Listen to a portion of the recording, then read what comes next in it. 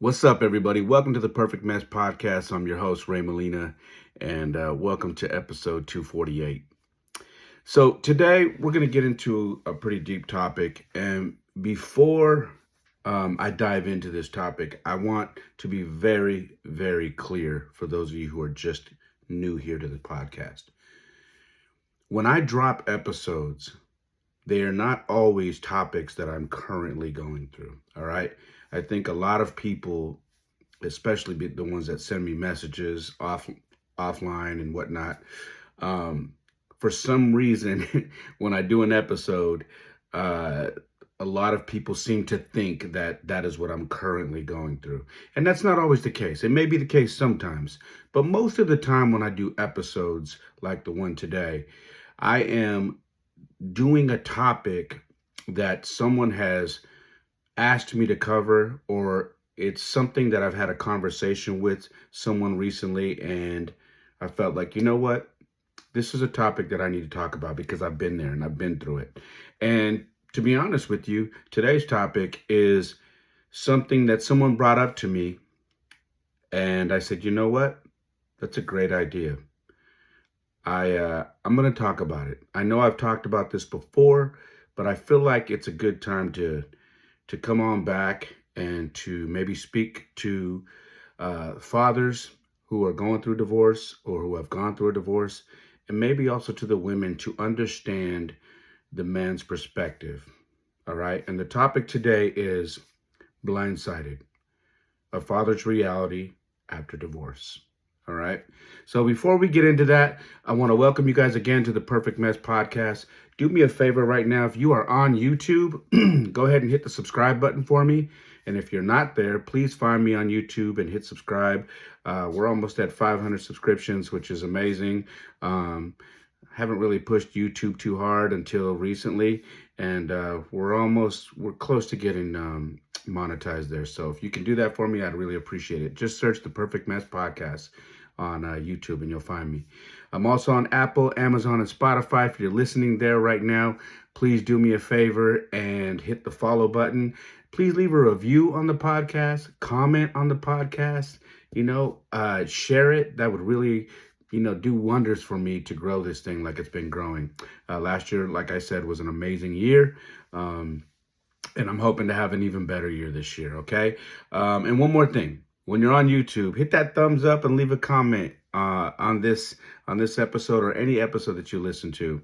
It's greatly appreciated. My website is raymolina.com. Please check it out. Yes, I have tons of merchandise over there. Lots and lots of merchandise, okay?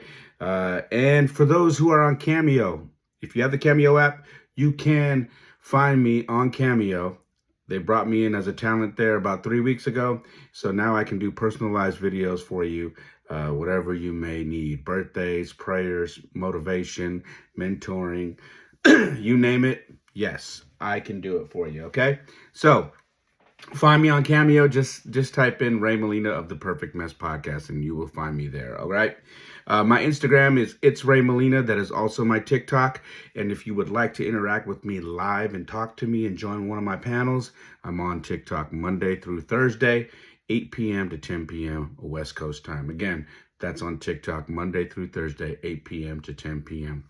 And the name there is at It's Ray Molina. That is also my Instagram. Okay, let's see. All right, let's dive in. All right, this is a pretty deep topic, and I hope this hits home. This is by no means, again, where I'm at right now. I've already dealt with this. This is me just kind of going back to what I had to deal with and what I had to go through and learn from. And let me be very clear. Me and my ex-wife are in probably the best place we've ever been in our lives with regards to our connection and our children and co-parenting. We have no issues, okay? Well, I shouldn't say that. We're not perfect, okay? But we have next to no issues, okay? The stuff that we have is very minor and we're always working on it. But we're in a really good place right now. So this is me just going back, sharing with you the journey of a father's reality after divorce. And I hope you enjoy this episode. And per usual, if something hits home, I hope you share it. I hope you clip it and let somebody know about it, all right? So, without further ado, nobody really talks about what a father goes through when divorce hits him out of nowhere. One day you're a husband, a dad, a provider, a protector, and the next day, the ground disappears beneath your feet. No warning, no countdown, just loss and responsibility at the same time. Tonight, I want to talk to you about the divorce a father never saw coming. Not from a place of bitterness, but a place of truth.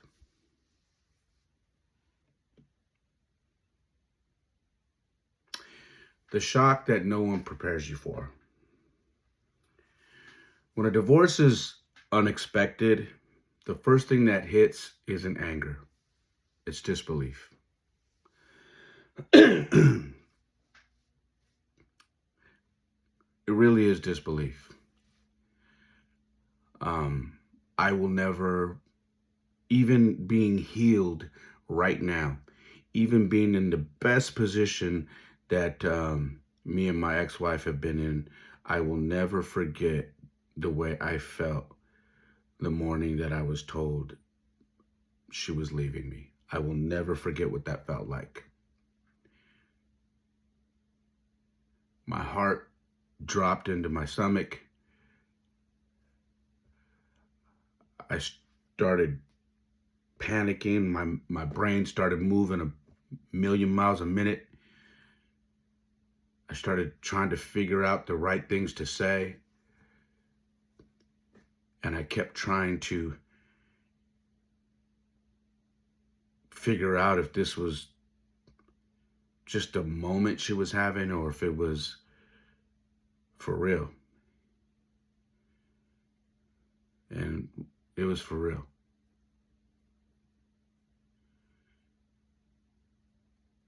And I don't know if disbelief is the best word for that. When all this happens, you replay conversations. You question what you missed. Like, did I miss signs? When we talked, did I say something? Did I not catch something? You wonder when things change. You start going through the timeline. How long has it been like this? When's the last time we were intimate? When's the last time we had a heart-to-heart? When's the last time we went and had a date with each other? When's the last time we found a babysitter for the kids and we went and did something for us? When's the last time we held each other? When's the last time she kissed me or I kissed her? When is the last time I told her I love her? When is the last time we sat down as a family and ate dinner? You really start going through all these things in your head. You ask yourself if the life you thought you were building was ever real.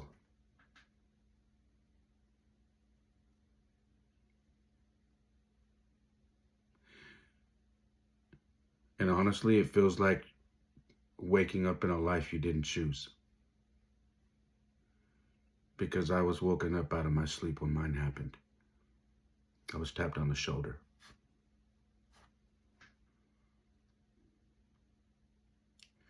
And the worst part, you don't even get time to process it. Because you're still a dad. That's right. I had 2 sons that I still had to be a father to, that I still had to keep it together for, that I still had to be strong for. Because what would I look like breaking down in front of them every day? What would I look like trashing their mom in front of them because we didn't work out? What would I look like sleeping in all day while my kids are trying to wake me up? Hey, Dad, are we going to do something today? What would I look like if I just looked like I lost hope?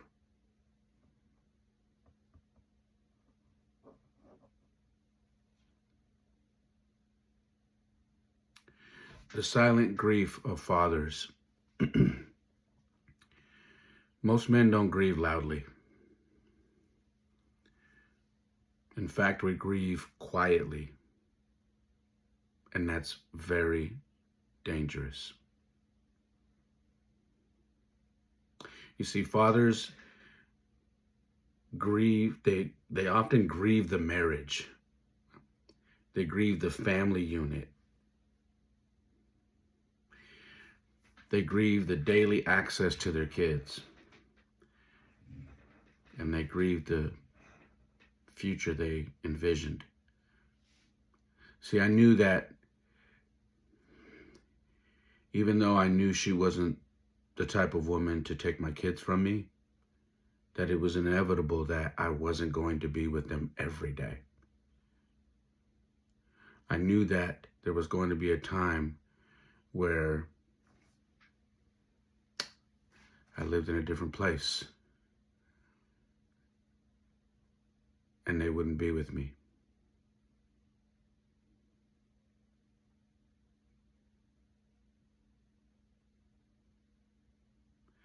And early on, that broke me, because I was always the one to give my kids a bath. I was always the one to tuck them in at night, pray with them when they were little. So that was a tough part for me, very tough. And I knew the future that I envisioned was no longer going to happen.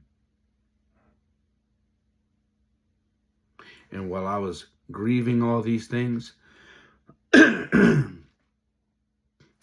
still had to work. I still had to somehow provide. And I had to still keep showing up for my children. And that is not easy. People assume because you're not crying in public that you're okay. But the truth is, you're breaking in private. You're definitely breaking in private.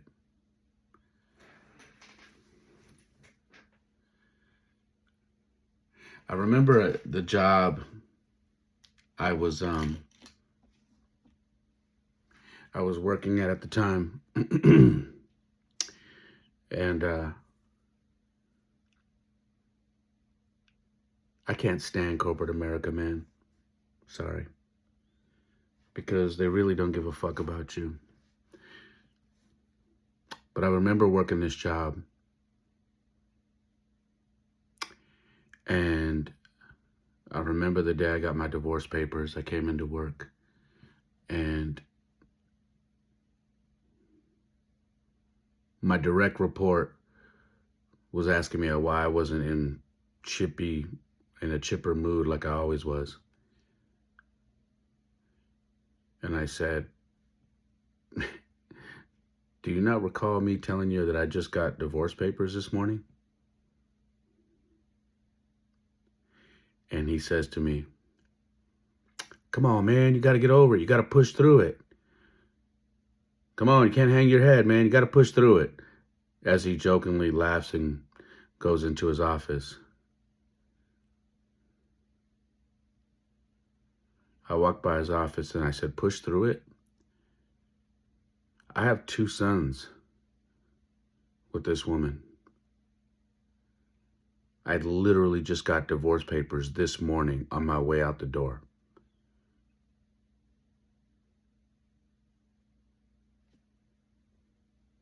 I put in my notice 2 days later.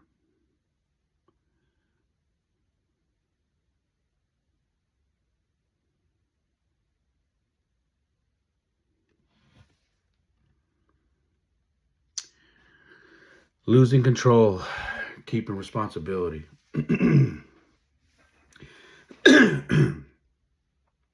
One of the hardest parts is this. You lose control of the marriage, but the responsibility of fatherhood, it never stops. You don't control the schedule. You don't control the household anymore. And you don't control the decisions anymore. But your kids still need stability. They still need presence. And they still need strength.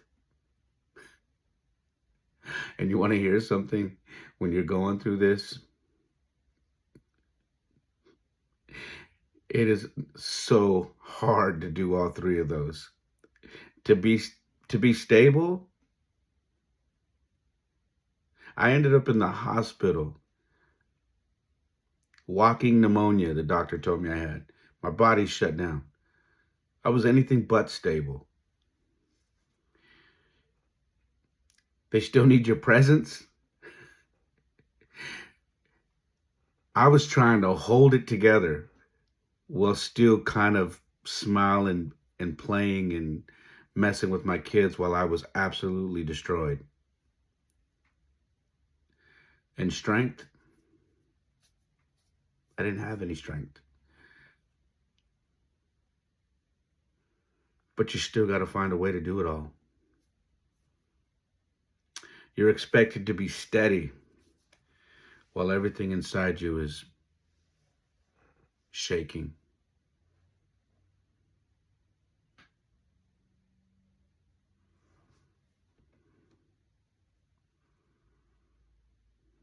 Let's talk about the identity collapse. Divorce doesn't just end a marriage.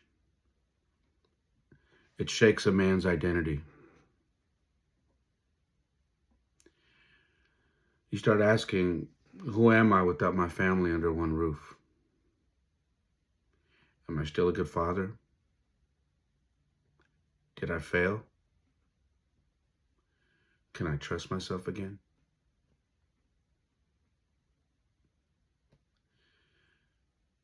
I know for some people that knew me back then, because I was also doing music for a while. And I'm sure that a lot of people that know me thought my music identity was my identity. But it really wasn't.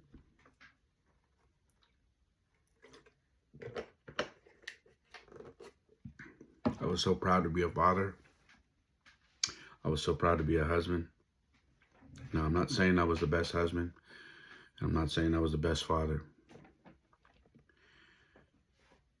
But I was damn proud to be both. I felt like being a married man was a badge of honor, because so many people that were around me, they weren't married. And they had kids out of wedlock, and they were struggling to have relationships with their kids because of it. So it was a big part of my identity.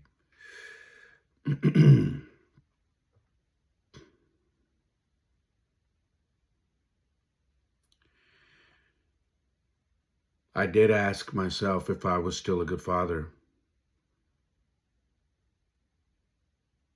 And I asked myself, would my kids understand? And I remember somebody telling me that kids are resilient. And I hated hearing that at the time. But that person was right. Kids are resilient. And as long as you do the work and you don't throw in the towel, and you shield them from a lot of this stuff, they will be okay. I hope you know that. I hope you know, as a father, if you're listening to this right now and you're going through this, your kids are resilient. They will be okay. But you got to shield them from all the stuff that's going on in your head right now. And you got to stop yourself from doing a lot of stuff or acting out on a lot of stuff that you want to really act out on, because that will make it hard for them to bounce back. but they can and will. I even asked myself, did I fail? I told you guys a story a while back about my grandfather when I went to go see him after my divorce. And I waited for a while because I was ashamed, because my grandfather was my hero, like most of you know. And I felt like, I was really trying to break the chain of divorce in our family. And I felt like I failed. And I remember going out there, and my grandpa already knew. Sat down, had some coffee, was eating breakfast. I said, I got something to tell you.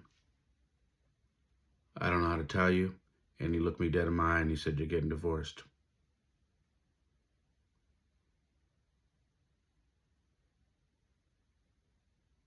I said, yeah, I am.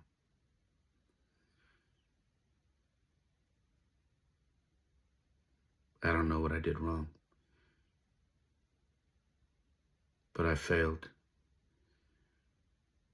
And I'm embarrassed to tell you that. And he said, did you beat her? Were you verbally abusive? I said, no. Did you call her out of her name? Did you have a drug problem? Did you have a gambling problem? Did you have a drinking problem? Did you cheat? No. Did you hang out like you were single? Did you do what? Any of these things? Did you do any of them? No. Then everything else is fixable. You didn't fail. If you didn't do any of those things, everything else should be fixable.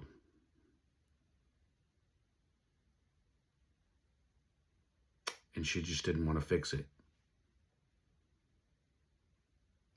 And to be honest with you, and this is my grandfather speaking, he said, to be honest with you, it's not up to you to break the chain of divorce in our family. Your partner has to be willing to do the same. So I understand how you feel, but it's not your fault.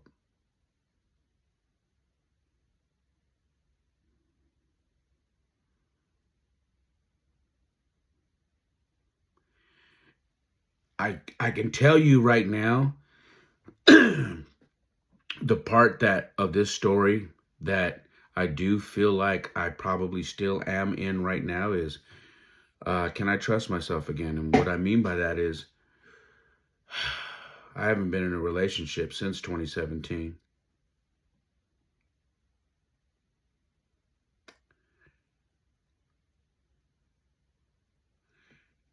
And I don't know, it's not that I don't know if I can trust myself.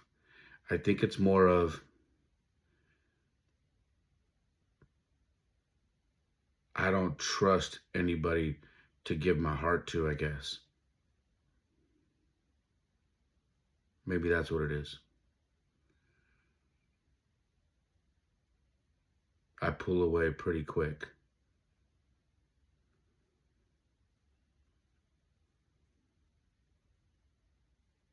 Yeah. I don't know. For a lot of men, the divorce didn't just take the marriage, it took their sense of purpose.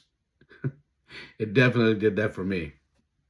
Because once my marriage was over, man, I didn't know what I was good for.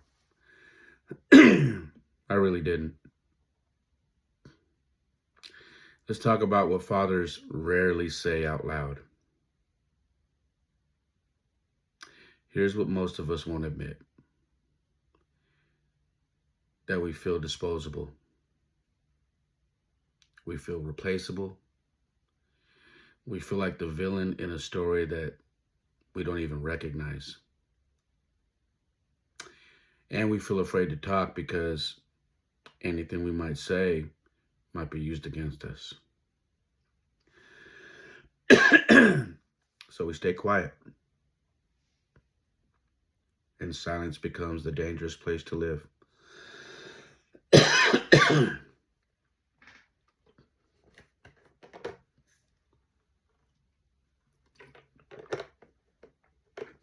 I used to tell people it wasn't that I felt disposable. I felt abandoned. I felt abandoned. And when she started dating, I definitely felt replaceable. And honestly, I didn't know what talk was going around. I didn't know if I was being made out to be a villain or if people were just assuming I was a villain. So I just unfollowed everybody. I blocked everybody. I did it for my own good. Because I didn't want to somehow stumble upon something someone said about me after the divorce. I didn't want to see a picture of her. I didn't want to I didn't want to give anybody an insight in my life that I met through her. So I just unfriended everybody. I blocked everybody. It wasn't that they did anything to me.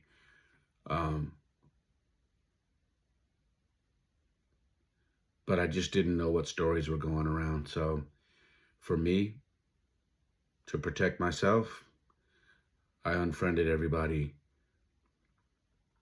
And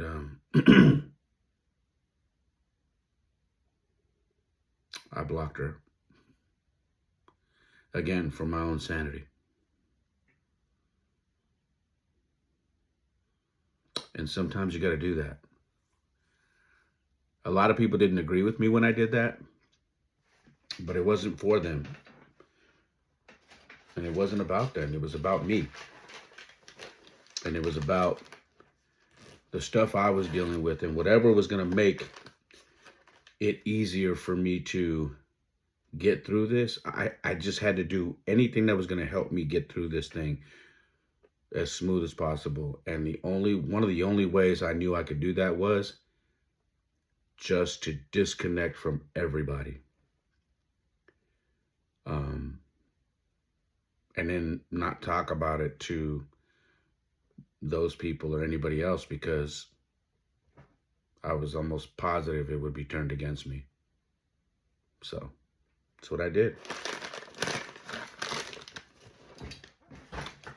Was it right? Was it wrong? I don't know. I know it was right for me. Excuse me. If you hear me coughing, I'm still dealing with an itchy throat. I'm just about better after my sickness.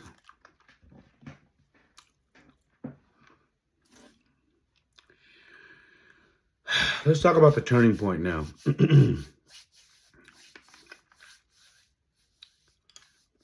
At some point, a father has to make a decision, all right? Not to win the divorce, not to control the narrative, or not to prove anyone wrong. But we have to decide, will I let this break me? Or will I let it build me? And you begin to learn. You can't control the loss, but you can control the response. Your kids don't need perfection. They need consistency. And healing doesn't mean forgetting. It means growing.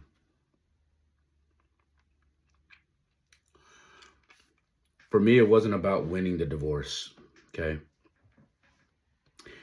I didn't want to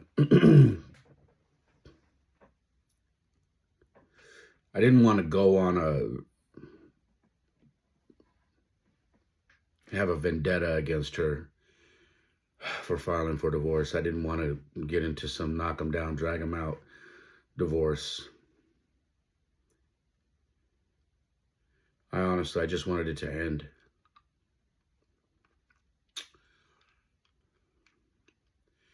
And aside from one little incident that needed to be addressed,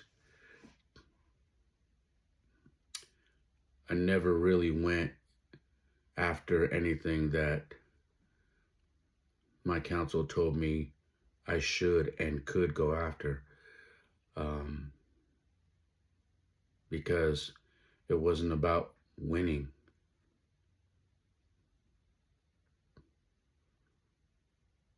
And I'll be honest with you,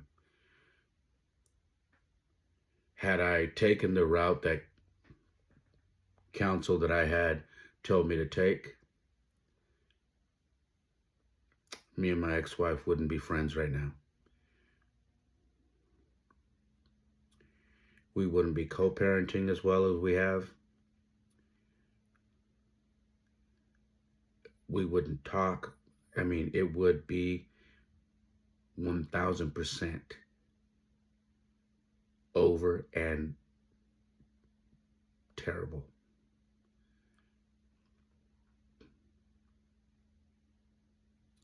And I thank God that I gave that to God and asked him what I should do.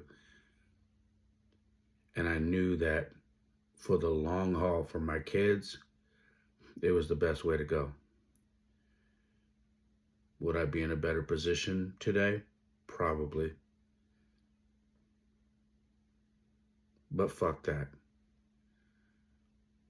My kids growing up with no trauma from the divorce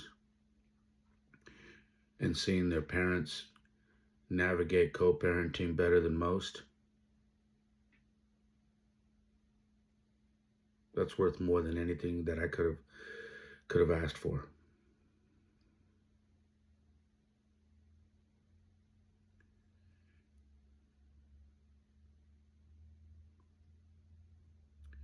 And my kids, I learned quick. They just needed consistency and they needed my presence. That's all they needed. So I gave them every bit of my time. And I documented all of it. Never really had much, but what I did have was time. And I made sure they got the majority of it.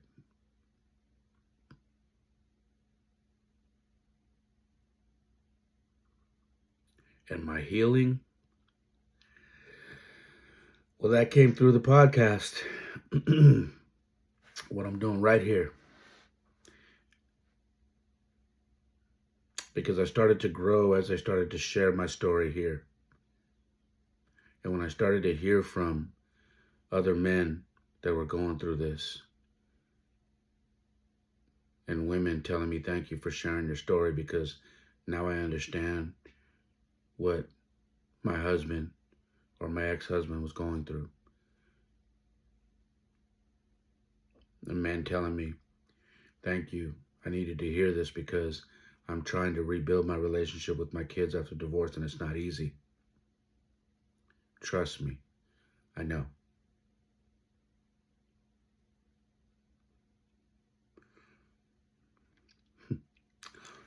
The coolest part of this whole thing right now is my ex-wife is probably listening, because she does listen to my podcast.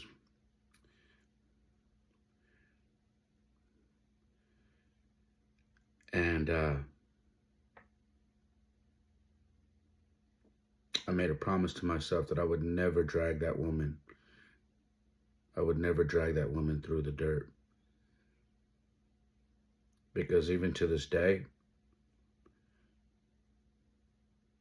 she is very, very helpful for my situation. And I hers. Because we're a team. And when you're raising kids together, you have to be a team.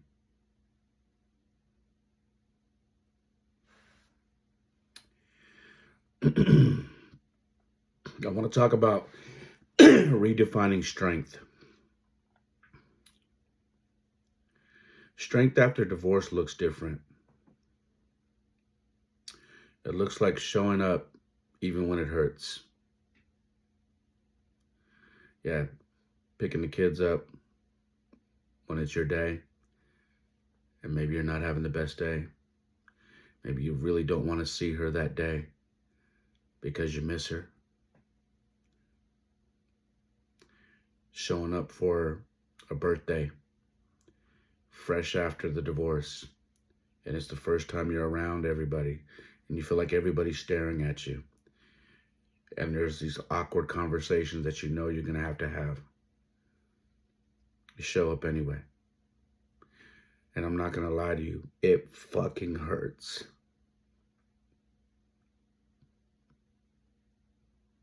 It hurts. It is not easy. But you do it anyway. Because this is part of your journey. This is how you heal. This is how you become strong.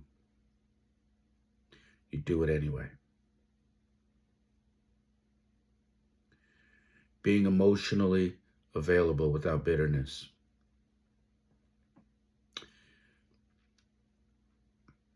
You can feel all that stuff you want in your heart, but you can't show it, especially when your kids are around. Laugh with them, play with them, joke with them. Keep all that bitter shit to the back. Do that when you're by yourself. But be emotionally available. And choosing peace over pride. Hey, man, I got a lot of pride. I'm Puerto Rican and Mexican. I tell people that all the time. Boy, do I have a lot of pride. But I'll tell you what, over the last 8-9 years, I value my peace more than anything. And I will take peace over pride any day of the week.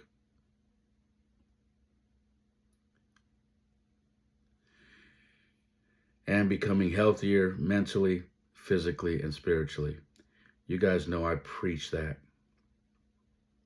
That's why I'm always reading. Reading is a way to flex my muscle, to work my muscle out my brain.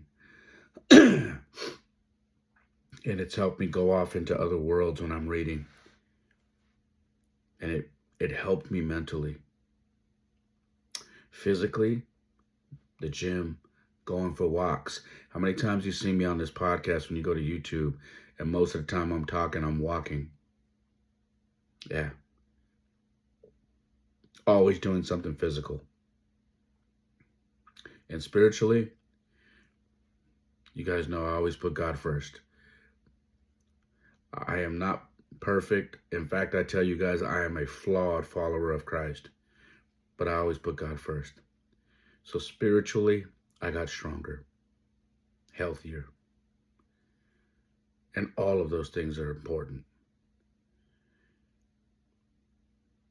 So if you're listening to me right now, you have to mentally get stronger. You have to do something to stimulate your mind. Pick up a book, read something, man. Try something different. Physically, go on a hike, start hiking, start walking, start bike riding. Start going to the gym, and even if you're not going to lift, just get on a treadmill and walk. And for your spiritual stuff, open your Bible. And if you ain't got a Bible, download the Holy Bible app. And you can type in whatever it is you need, and it will find scripture for you. I promise you. And if you don't know how to use it, send me a message. I will help you, and I will teach you.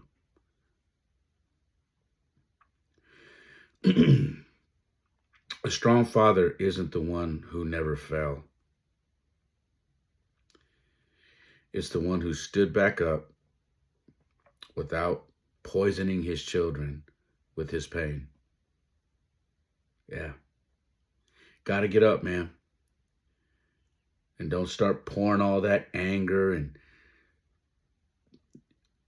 things that are going on in your head, the just that piss you off. Don't spread that to your children. It's poison. Got to stand back up and be strong. Be there for them.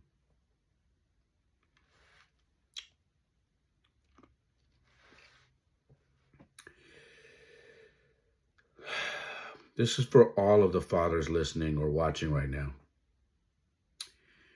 If you're a father walking through a divorce that you never saw coming, you're not weak. You're far from it. And you are not alone. God is always with you. And you are most definitely not finished. If you feel weak, if you feel alone, and if you feel like you're finished, you put your hand in the air, close your eyes, and you say, God, I need you. And I promise you, you are not alone.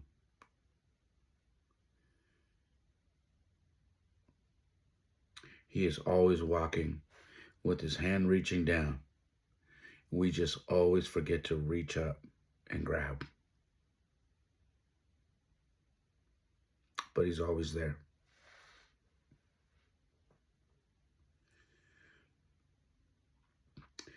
The season that you're going through right now, it doesn't define you. But how you respond to it will define you.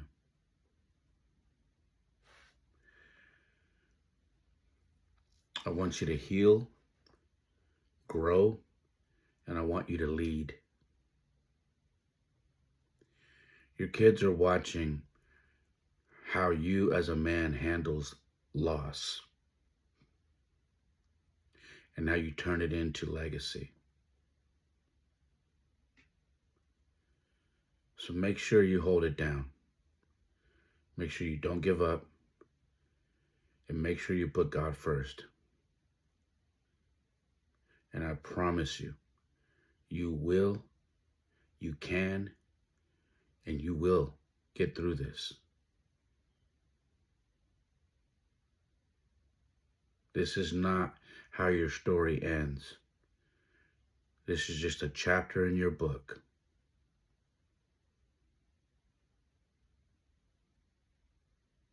I hope you understand that. So pick your head up, dry your eyes, get rid of that anger, and channel it to something positive. You got this.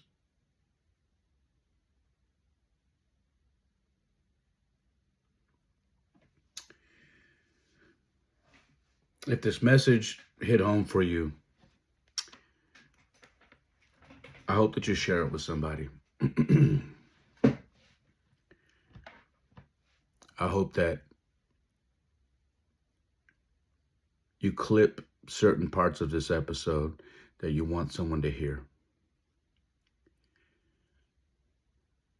And ladies, this by no means says that, or means that there aren't men that are at fault. Of course, I even tell people there's a lot of stuff I did wrong in my marriage.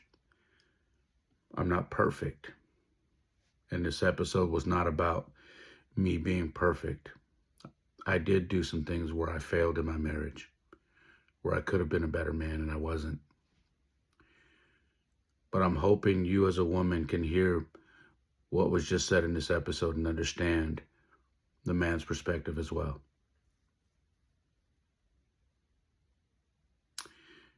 If any of you have questions and would like to talk to me about this topic, you can always send me an email.